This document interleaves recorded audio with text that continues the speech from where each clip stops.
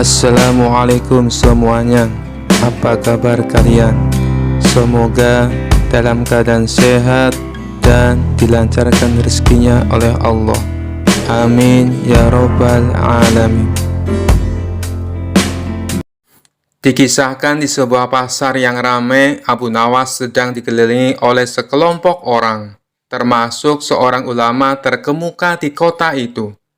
Mereka berdebat tentang berbagai masalah agama. Dan tiba-tiba topik tentang keutamaan puasa sunnah bulan Syawal muncul. Sang ulama berkata, puasa sunnah bulan Syawal adalah salah satu amalan yang sangat dianjurkan dalam Islam. Ia membawa banyak keberkahan dan pahala besar bagi siapa yang melakukannya. Abu Nawas dengan senyum khasnya menyela, "Tapi tunggu dulu wahai ulama yang mulia. Bukankah bulan Syawal adalah waktu kita untuk merayakan Lebaran? Bagaimana mungkin saya harus berpuasa ketika hidangan lezat dan kue-kue manis menanti di meja makan?" Orang-orang di sekitarnya tertawa mendengar kelucuan Abu Nawas, tetapi sang ulama tetap serius. Namun, puasa sunnah bulan Syawal memiliki keutamaan tersendiri. Allah memberikan pahala berlipat ganda bagi siapa yang berpuasa 6 hari setelah bulan Ramadan. Abu Nawas seolah merenung, kemudian membalas dengan penuh kecerdikan. "Benarkah begitu, wahai ulama? Tetapi bayangkan ini, saya puasa selama 1 bulan penuh di Ramadan hanya untuk menemukan bonus level puasa 6 hari lagi di bulan Syawal. Bukankah lebih baik jika saya mendapat pahala ekstra setelah makan sepiring kue Lebaran?" Ulama itu tersenyum lebar mendengar sindiran Abu Nawas, lalu menjelaskan dengan sabar, puasa sunnah bulan Syaban adalah kesempatan bagi kita untuk memperbanyak ibadah setelah bulan Ramadan. Meskipun Lebaran adalah waktu untuk merayakan, tapi itu bukan berarti kita harus melupakan ibadah kita. Abu Nawas sambil mengangguk mengerti menjawab dengan santai, "Sungguh saya sangat terkesan dengan hikmah yang Anda sampaikan, wahai ulama. Mungkin saya akan berpuasa di bulan Syawal juga, tapi setelah saya menyantap sekotak kue Lebaran yang legendaris." Orang-orang di sekitarnya tertawa kembali mendengar kelucuan Abu Nawas. Sementara ulama itu hanya tersenyum, mengerti bahwa di balik leluconnya Abu Nawas tetap menghormati nilai-nilai agama. Kisah selanjutnya. Dikisahkan Abu Nawas kerap kali mendapat hadiah berupa pundi-pundi uang yang banyak dari Baginda Raja, karena selalu berhasil memecahkan kasus-kasus yang rumit. Rupanya hal ini mengundang rasa iri dengki oleh sebagian hakim istana yang berjumlah 5 orang. Mereka beralasan bahwa menangani kasus sudah jadi pekerjaan para hakim, bukan tugasnya Abu Nawas. Kelima hakim tersebut lalu berkumpul untuk membahas masalah ini. "Enak saja Abu Nawas, dia mendapat hadiah yang seharusnya jadi milik kita," kata salah satu dari mereka. "Benar, ini tak boleh dibiarkan. Ayo, kita ajukan protes kepada Baginda Raja," sahut yang lainnya. Maka kelima hakim ini menghadap Baginda Raja dan menyatakan keberatannya. Mendengar keluhan mereka, Baginda Raja menanggapinya dengan bijak. "Kalian kan sudah mendapat gaji tiap bulannya, sedangkan Abu Nawas tidak mendapatkan. Jadi wajar kalau aku memberinya hadiah. Itu sebagai rasa terima kasih karena telah membantu menyelesaikan masalah," tutur Baginda Raja. "Tapi itu kan seharusnya sudah menjadi tugas kami. Kenapa Paduka berikan kepada Abu Nawas?" protes salah satu hakim. "Saya tahu kalian orang pintar dan berpendidikan, tapi kasus yang aku percayakan pada Abu Nawas butuh kecerdasan dan kebijaksanaan," terang Baginda Raja. "Soal kebijaksanaan, kami juga bisa Paduka yang mulia," ujar mereka. Karena mereka bersikukuh dengan pendiriannya, akhirnya baginda raja membuat sebuah tantangan. Baiklah, akan saya uji kalian dengan kasus yang sederhana. Jika kalian bisa memecahkannya, saya tidak akan lagi meminta bantuan Abu Nawas, kata baginda raja. Kemudian baginda raja perintahkan pelayan untuk membawakan papan tulis. Lalu di papan tulis tersebut baginda raja menggambar garis dengan panjang 100 cm. Sekarang masing-masing dari kalian maju dan perpendek garis ini, perintah baginda raja. Hakim pertama maju ke depan. Ia menghapus 20 cm dari garis itu, dan kini menjadi 80 cm. Selanjutnya baginda raja mempersilakan hakim kedua untuk melakukan hal yang sama. Ia pun menghapus garis sepanjang 20 cm, dan garis tersebut kini menjadi 60 cm.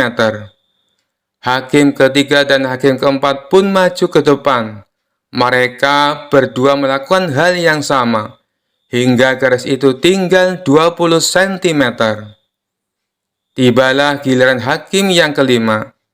Ia terlihat kebingungan, tak tahu harus bagaimana. Kemudian baginda raja bertanya, "Apakah engkau akan melakukan hal yang sama seperti kawanmu? Kalau demikian, garisnya akan hilang. Padahal yang aku minta perpendek garisnya, bukan menghilangkan garisnya. Tapi kalau hanya menghapus 10 cm, berarti kau telah berbuat tidak adil. Karena keempat kawanmu menghapus 20 cm.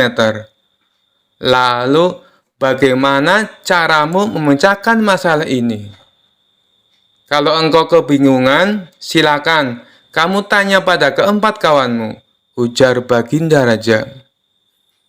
Kelima hakim tersebut mulai berpikir keras untuk mencari solusinya. Setelah sekian lama berpikir, mereka tak kunjung mendapatkan jawaban. Ampun Paduka yang mulia, kami tidak tahu cara memecahkan masalah ini, kata mereka. Baiklah, kalau kalian sudah menyerah, maka aku akan panggil Abu Nawas kemari. Singkat cerita, datanglah Abu Nawas. Ia lalu diperintah baginda raja untuk menyelesaikan masalah yang diberikan kepada 5 hakim tersebut. Tanpa pikir panjang, Abu Nawas langsung melaksanakan perintah baginda raja. Ia tidak menghapus garis yang tersisa 20 cm. Akan tetapi, ia menggambar garis yang baru, yang panjangnya 120 cm. Garis tersebut lebih panjang daripada garis yang pertama yang dibuat oleh baginda raja. Setelah Abu Nawas selesai dengan tugasnya, baginda raja lalu berkata kepada mereka, "Kalian lihat sendiri kan, bagaimana cara Abu Nawas menyelesaikan masalah untuk membuat garis menjadi pendek. Kalian tak perlu menghapusnya, cukup membuat garis baru yang lebih panjang. Maka garis pertama akan menjadi lebih pendek dengan sendirinya." Mendengar hal itu, kelima hakim tersebut menyadari akan kekeliruannya dan mengakui kecerdasan Abu Nawas akan sifat bijaknya dalam menyelesaikan sebuah masalah. Kisah selanjutnya. Cerita Abu Nawas kali ini berawal dari adanya pencuri di kota Baghdad. Si pencuri itu sebenarnya sering tertangkap oleh warga, namun tidak pernah jera dengan perbuatannya. Suatu hari ia mencuri di rumah salah seorang saudagar kaya raya. Ketika sedang menjarah barang-barang berharga, dia kepergok oleh si pemilik rumah. Saudagar kaya tersebut langsung berteriak minta tolong. "Ada pencuri, ada pencuri!" teriak saudagar kaya tersebut. Mendengar teriakan, para warga langsung berlari menuju rumah saudagar kaya itu. Mereka lalu mengepung si pencuri agar tidak bisa untuk melarikan diri. Tapi anehnya si pencuri tampak terlihat tenang. Dia sama sekali tidak ada niat untuk kabur. Justru ia menghampiri warga yang mengepungnya. Tentu saja warga langsung membekuknya. Bahkan ada beberapa orang yang hendak memukulinya. Dan ada juga yang ingin melemparinya dengan batu. Di saat itulah datang menteri istana untuk mengamankan si pencuri. Kalian tidak boleh main hakim sendiri. Jangan sampai ada yang memukuli si pencuri. Apalagi melempari dia dengan batu, teriak Tuan Menteri kepada para warga. Tapi dia sudah seringkali mencuri, Tuan Menteri. Kami sangat geram dengan ulahnya. Biarkan kami memukulinya supaya jera, sahut salah seorang warga. Kita lempari batu saja ke kepalanya, biar tidak merasakan warga, timpal warga yang lain. Melihat emosi warga yang mulai tak terbendung, Tuan Menteri lalu berkata, "Kalau ada yang berani menyakiti si pencuri ini, aku tidak segan-segan menghukum kalian. Kalian boleh memukul atau melempar batu ke pencuri ini, tapi ada syaratnya." "Apa itu syaratnya? Kami sudah tidak sabar ingin menghukumnya." Para warga penasaran. "Syaratnya adalah siapa yang tidak pernah memiliki kesalahan, boleh memukul atau melempari batu ke pencuri ini," jelas Tuan Menteri menjelaskan dengan persyaratan tersebut. Para warga hanya terdiam, sebab mana mungkin ada manusia yang tidak pernah punya salah. Bahkan anak kecil pun pernah melakukan kesalahan. Akhirnya para warga membubarkan diri. Sementara si pencuri dibawa oleh Tuan Menteri dengan dalih akan diproses di pengadilan. Tapi kenyataannya, di tengah jalan si pencuri malah dibebaskan dan disuruh untuk pulang. Usut punya usut, ternyata si pencuri adalah sahabat karib Tuan Menteri. Beberapa hari kemudian, si pencuri kembali beraksi, dan setiap kali tertangkap warga, Tuan Menteri selalu datang untuk menolong. Begitulah seterusnya, hingga suatu ketika si pencuri menyatroni rumah Abu Nawas. Kebetulan saat itu Abu Nawas baru saja mendapat hadiah emas dari Baginda Raja. Ketika si pencuri masuk ke rumah dan hendak mengambil emas tersebut, Abu Nawas keburu memergokinya. "Hai pencuri kurang ajar," ucap Abu Nawas. Bukannya kabur, si pencuri malah dengan tenang berjalan keluar meninggalkan Abu Nawas. Hal ini membuat Abu Nawas bertambah emosi. Abu Nawas lantas langsung memukul dan membekuknya. Si pencuri pun berteriak kesakitan. Mendengar ada kegaduhan di rumah Abu Nawas, warga pun segera berdatangan. "Ada apa, Abu Nawas?" tanya salah satu warga. "Orang ini hendak mencuri di rumahku," jawab Abu Nawas. "Lagi-lagi dia, seakan tidak ada kapoknya," ucap salah satu warga. "Tidak lama lagi pasti akan dibebaskan oleh Tuan Menteri," ujar warga yang lain. "Kita hukum saja ramai-ramai sebelum Tuan Menteri datang," sahut warga yang lain. Tapi sayangnya niat tersebut tidak terlaksana, sebab Tuan Menteri dan para pengawal segera mendatangi rumah Abu Nawas. Tuan Menteri lalu mengamankan si pencuri dengan melepaskannya dari tangan warga. Si pencuri kini berdiri di samping Tuan Menteri. "Sudah saya peringatkan berkali-kali, kalian tidak boleh main hakim sendiri. Kalau ada yang berani menyakitinya, aku tidak segan-segan menghukum kalian," ancam Tuan Menteri kepada para warga. Tapi bagi siapa saja yang tidak pernah memiliki kesalahan selama hidupnya, boleh memukul atau melempar batu si pencuri ini. "Ayo silakan, bila kalian merasa sok suci," bentak Tuan Menteri.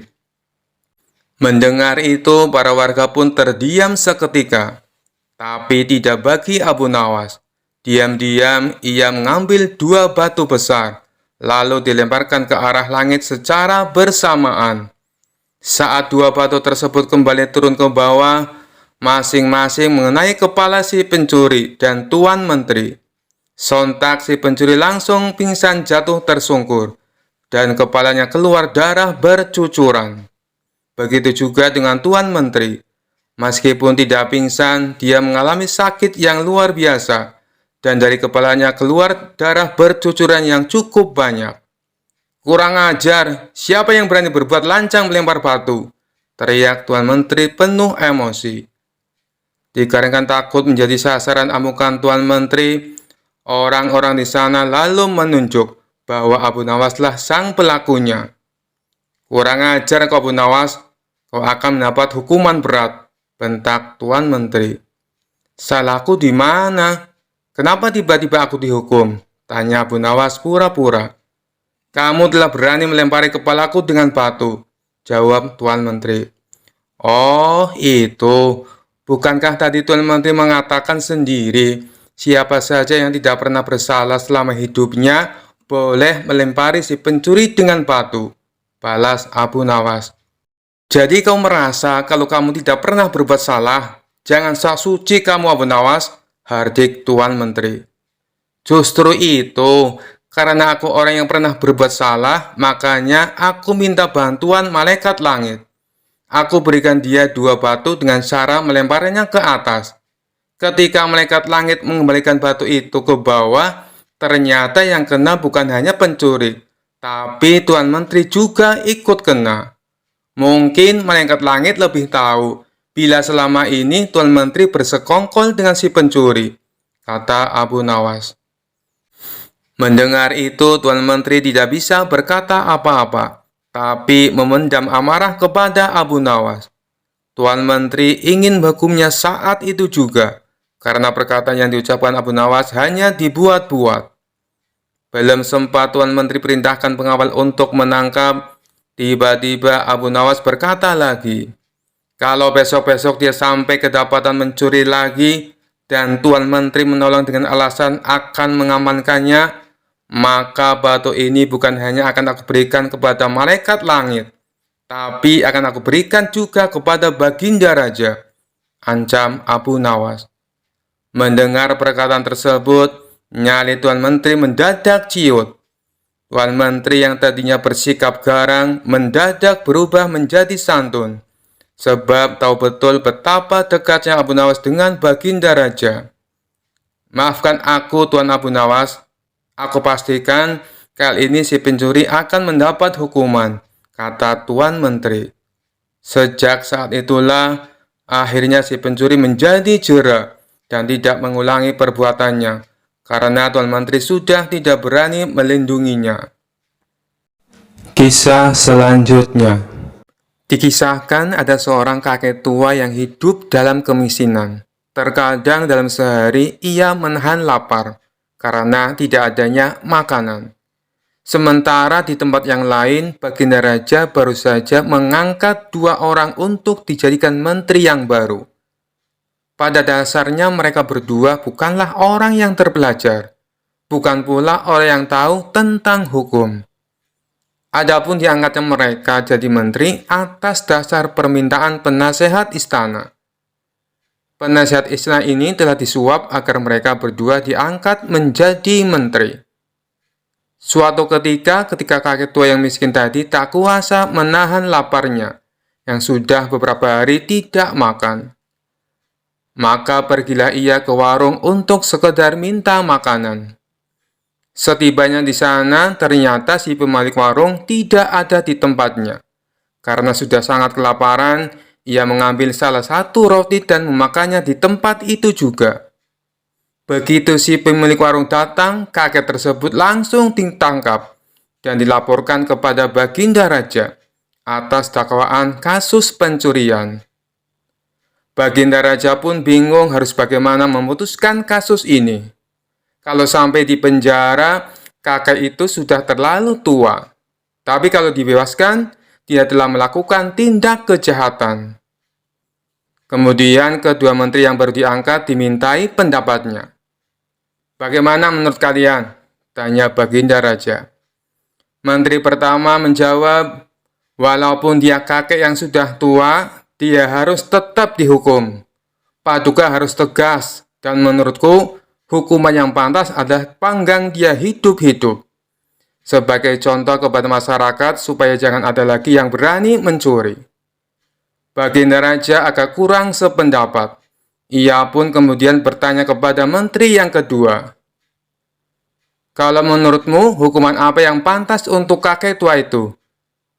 Menteri kedua menjawab, Dicincang-cincang saja tubuhnya, biar jadi pelajaran, dan kasus pencurian pasti tidak akan terulang.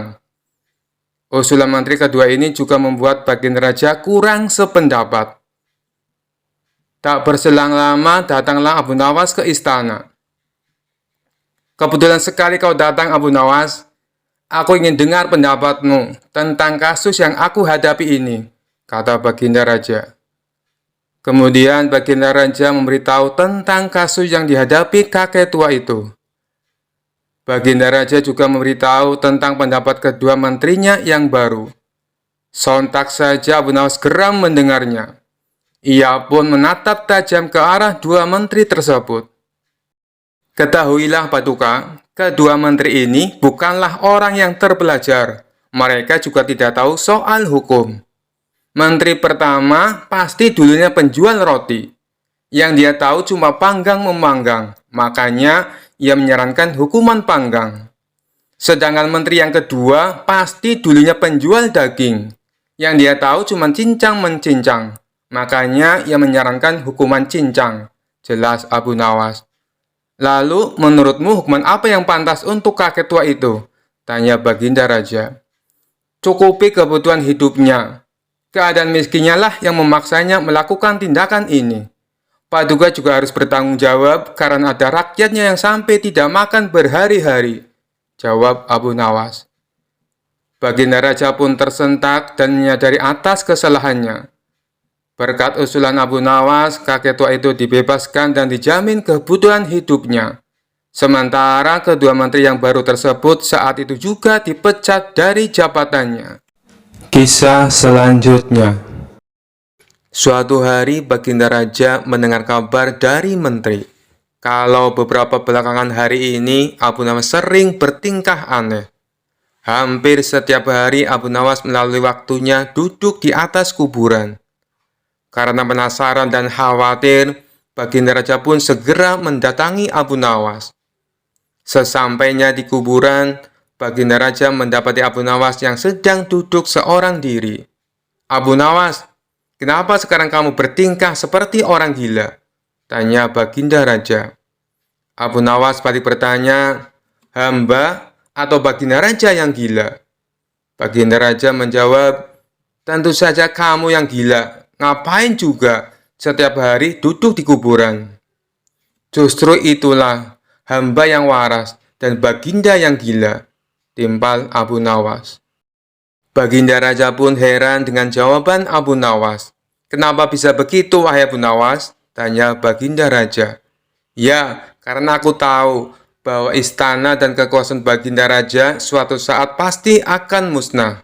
Dan disitulah Baginda akan hidup abadi," jawab Abu Nawas sambil menunjuk ke sebuah kuburan. "Oleh karenanya, hamba mempersiapkan diri untuk tinggal kekal di sini. Sementara Paduka justru menyibukkan diri dengan membangun istana megah. Padahal semua itu akan musnah. Paduka terlihat begitu membenci kuburan. Padahal disitulah kelak tempat peristirahatan terakhir Paduka," tutur Abu Nawas menegaskan. Mendengar perkataan Abu Nawas itu, Baginda Raja seketika langsung terdiam. "Jika demikian adanya, lalu siapa di antara kita yang gila, wahai Baginda Raja?" tanya Abu Nawas menegaskan. Baginda Raja tidak mampu bicara sedikit pun. Ia hanya bisa menangis terisak. "Demi Allah, benar sekali apa yang kau katakan. Nasihatilah aku, wahai Abu Nawas," pinta Baginda Raja. Dengan pandangan sorot mata yang tajam, Abu Nawas berkata, "Cukuplah Baginda melakukan banyak amalan soleh." Perlahan tangis Baginda Raja mulai reda. "Terima kasih atas nasihatnya, wahai Abu Nawas. Apakah kau mengingat sesuatu dariku?" tanya Baginda Raja. "Ya," jawab Abu Nawas. "Ada 3 permintaanku kepada Anda, wahai Paduka. Jika Anda sanggup melakukannya, hamba akan sangat berterima kasih sekali kepada Anda," ujar Abu Nawas. "Baiklah, katakan apa permintaanmu?" balas Baginda Raja.